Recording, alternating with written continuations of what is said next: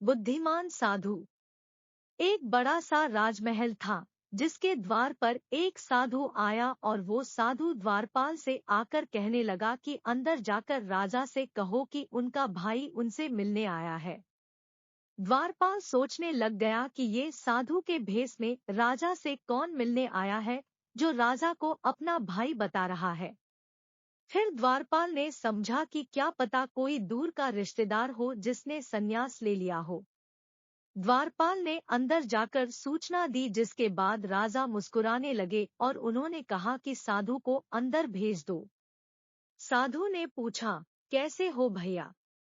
राजा ने जवाब दिया, मैं ठीक हूँ, तुम बताओ तुम कैसे हो?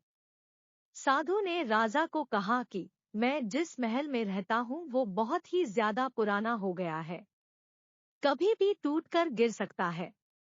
यहाँ तक कि मेरे 32 नौकर थे, वो भी एक एक करके चले गए।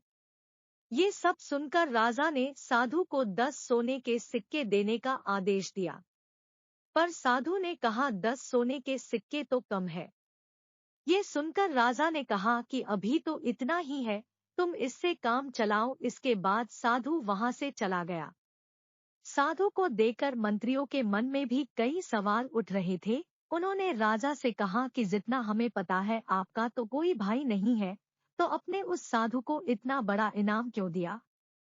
राजा ने जवाब देते हुए कहा, देखो भाग्य के दो पहलू होते हैं, राजा और रंक, इस नाते उसने मुझे भाई बोला।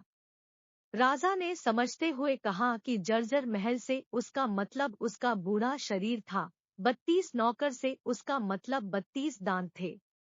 समंदर के बहाने उसने मुझे उलाझना दिया कि राजमहल में उसके पैर रखते ही मेरा राजकोष सूख गया, क्योंकि मैं मात्र उसे 10 सोने के सिक्के दे रहा था, जबकि मेरी हैसियत उसे सोने से तोल देने की है।